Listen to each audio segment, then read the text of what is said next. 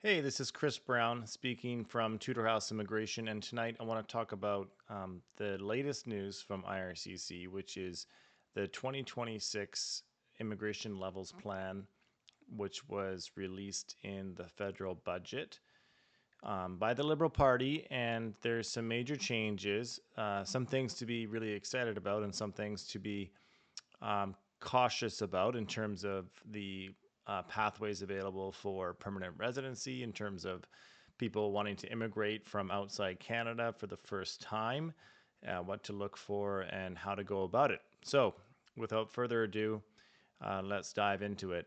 So, the major difference we see in the 2026 levels plan is a decrease in the amount of temporary residents in Canada. This was not news. This was actually pre warned many, many months ago that the federal government was interested in decreasing the level of temporary residents in Canada from about 7% of our total population, where it is now, to about 3.5%. So what that means is they're looking to either transition these current temporary residents, who are students, workers, and visitors, into permanent residents, which is a good thing. And they're also at the same time limiting and decreasing the amount of new temporary residents coming into Canada. So that's where it really actually affects most people, because now that just means that the tip of the spear usually is when you come to Canada for the first time, you're applying for a work permit, you're applying for a study permit. Those people will be affected by these new changes. In the past 4 or 5 years, we've admitted far greater people, about 500,000. And this year, moving forward, the number is going to be new arrivals of around 385,000. Now, of those new arrivals, we're going to have about 230,000 of those will be just workers. So these are people that already have, prearranged job offers. Maybe they have a labor market impact assessment from an employer. Maybe they are part of the temporary foreign worker program. And so, or maybe they're part of the international mobility program. These are workers that are exempt from the LMIA process. In fact, the numbers are further broken down into two categories: the international mobility worker program and then the temporary foreign worker program. Both of those programs have been slashed significantly, especially the temporary foreign worker program. So this is where the employer files for what's called an LMIA, labor market impact assessment, and then the worker can apply for a work permit. That number is down to 60,000. So that is a huge difference in terms of the amount of foreign workers we're expected to bring into Canada. I work a lot in the temporary foreign worker program because I help employers secure foreign or secure labor positions by finding foreign labor, and also by applying for LMIAs. And I can say that I don't do that many low wage LMIAs anymore, just because the refusal rates are so high. Low wage workers in hospitality, or in food or restaurant management, or fast food restaurants. I mean, these people typically ruled and dominated the temporary foreign worker program for low wages. And now these applications are going to be basically very difficult to get approved. So that affects a lot of people coming to Canada for the first time. If they're no longer available to get these types of opportunities, then there won't be a pathway for them. However, there is that 60,000 spots available for the temporary foreign worker program. I suspect this will go towards high skill, high wage workers.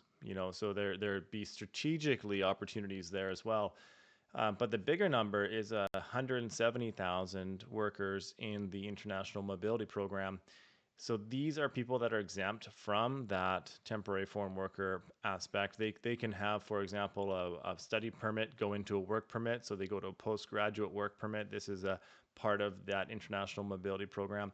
If you're on an open permit that maybe you got because your spouse is working or studying, that's also part of that program. Or if you're part of the International Experience Canada program, so you're with a youth mobility program from overseas, the UK, Australia, Europe. These countries all have programs that allow you to come to Canada if you're under the age of 35 and get work permits. So it's going to be definitely a shift in not only the strategy that one has when they come to Canada for the first time, but also it's going to affect our overall numbers of temporary foreign workers or workers in general in Canada. Now there is about the same slash happening to the study permits as well. So we have around 155,000 study permits for study our students in our quota for 2026. That number is decreased from around 300,000. So these people applying for study permits are going to be competing for fewer spots, basically. And so that is also something to be aware of. Now, I've always told people when they're coming to Canada for the first time that you should be targeting schools and programs that lead you into work opportunities. So what I mean by that is instead of going out and doing, for example, a diploma program or maybe an administration program or even an MBA, these kind of like, general programs do not really lead to a career. They don't lead to a job necessarily, especially when our labor market seems to be having a rising unemployment rate. We're going to find that there's a lot more people to choose from. So where do you want to go to school? What programs do you want to do? You want to target actually the programs that are in need. So we have healthcare workers, we have teachers, we have trades. Those three sectors alone, we know there's going to be a huge amount of jobs needed in all those sectors. So if you're going to come to Canada and create an immigration strategy, then it's in your interest to study in one of those programs because you know you're going to have a job waiting for you on the end. And furthermore, the government of Canada and the provincial governments are much more inclined to create strategic programs, pathways essentially, for people to get PR if they're in those sectors. And we already see that in their express entry system. In the PNPs, we have pathways that favor people that are in healthcare, favor people that are in trades, and favor people that are in education. So my message to anyone that's trying to immigrate to Canada in our new system is to target study pathways that are in healthcare, study pathways that are in education, and work study programs that are in trades. Now, trades is a little bit different because you can't just enroll into school when you go into a trade. You actually have to get a job. You have to get a work permit, and then you study on the side. So it's mainly working while at the same time doing a little bit of study. These programs are known as apprenticeship programs, and they are sought after by a lot of tradespeople.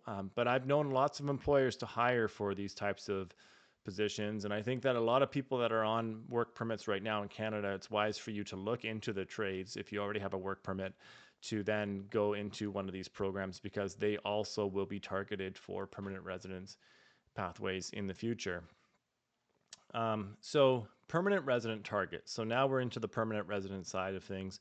There was a big change in the amount of permanent residents that we're targeting. So up until recently, it was around 500,000. Now we're at 380,000. So this is broken down further into other categories. And one of the major changes I noticed from last year's targets to this year is the amount of PNP applicants we're going to have. The last year's quota was around 45,000, and now we're up to 91,000.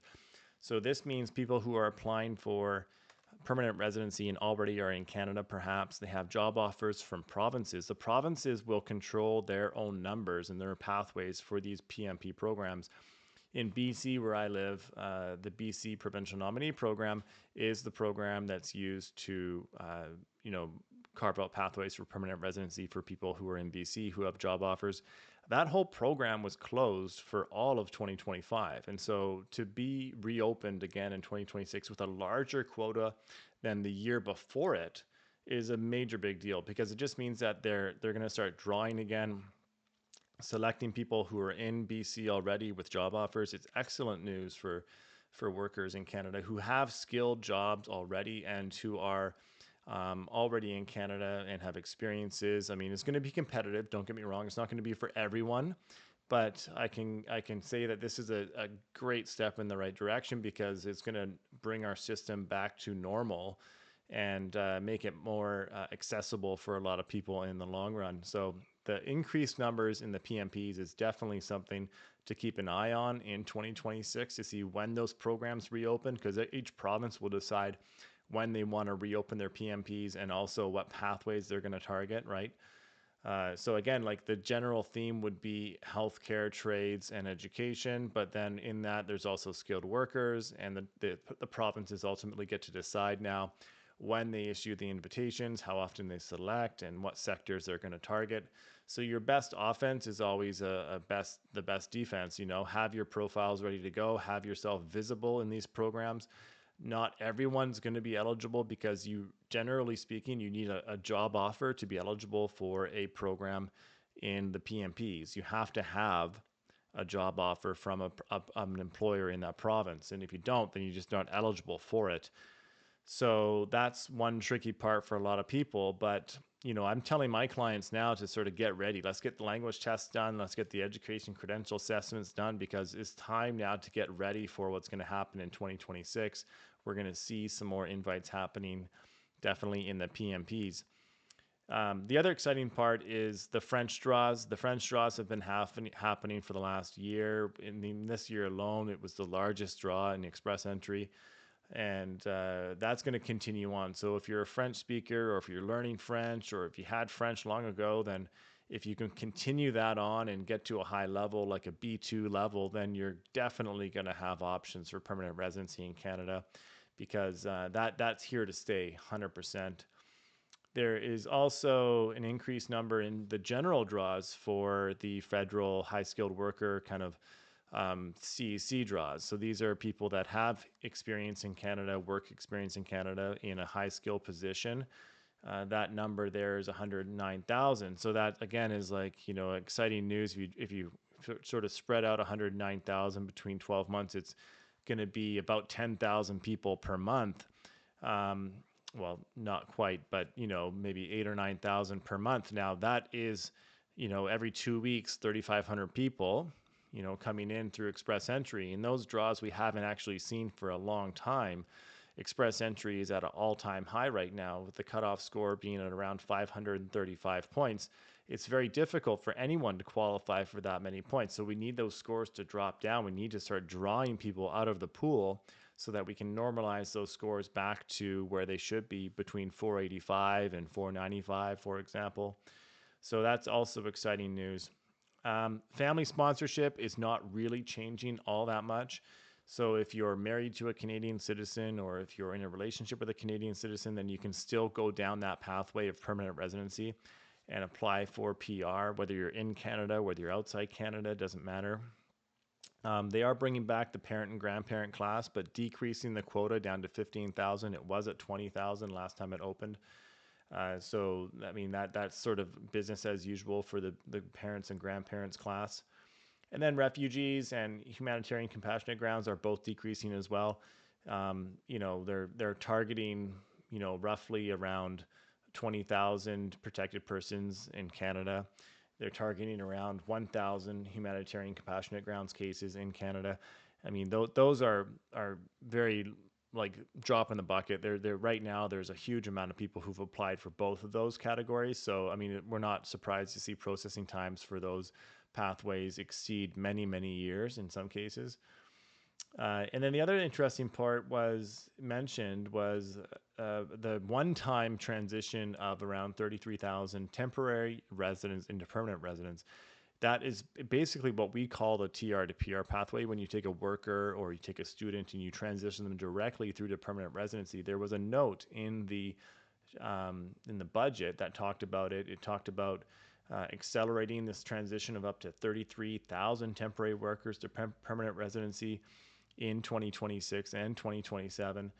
And it says, all that says is the initiative will target workers who have established strong roots in their communities and are paying taxes and are helping to build strong economy and Canada in what Canada needs. So it really gives the government sort of leeway to target people that they think are going to be good candidates for that. We also, I mean, this raises a couple flags, rings a couple bells for me when I hear, the Premier of Ontario, he really wants to get all of the protected people that are in Ontario into permanent residence.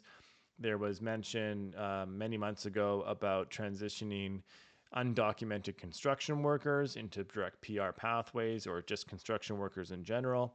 So, I mean, those people fit the bill. If you're employed in your community, you're paying taxes, you're helping to build a strong economy, meaning that you're in a sector that's growing, that's essential to our economic needs. So, I mean, that's interesting that they're so vague on it, but at the same time, I think, this plan is right in line with what we've been hearing from the federal government, which is they want to really sort of build Canada strong. They want to create a resilient immigration system. They want to create a resilient economy, and so they're being very clear and upfront. And it's not going to work for everybody. That's fine. But I think this is a good step in the right direction, because our system has gone out of whack. If you remember back, many people may not remember, but back before the global pandemic happened, our system was even as competitive as it was then. It was still kind of out of whack a little bit, but you're talking about people who could come to Canada, could study for a couple years, could transition into a work permit, could then work for 1 or 2 years, and then at the end of that timeline could find a pathway to permanent residency. Now that formula is definitely not happening anymore, and what's happened is we've gotten way too competitive, way too many temporary residents in Canada competing for fewer and fewer spots for permanent residency.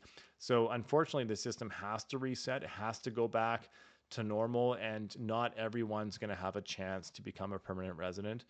I mean, there is hope, because the group of people that are in Canada right now who are working in Canada will have a higher rating score than someone who isn't.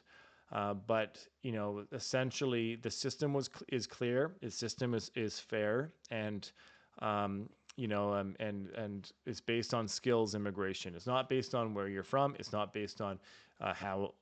Essentially, it's based on factors that will contribute positively to our economy, yes or no, right? So I'm generally pleased to see this type of initiative happen from the federal government, because for a long time, it's kind of like we've had our hand in the cookie jar in terms of how many temporary residents we're bringing in, how many students we're bringing in.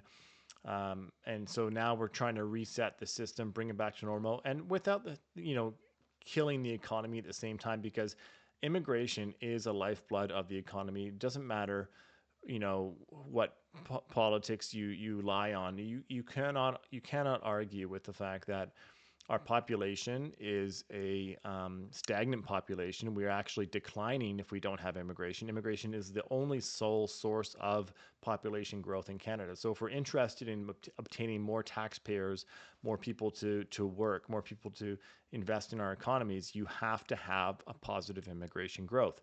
So we're not doing the same things we were in the past, but we're maintaining and we're growing at a steady rate. So I'm really, really pleased to see that.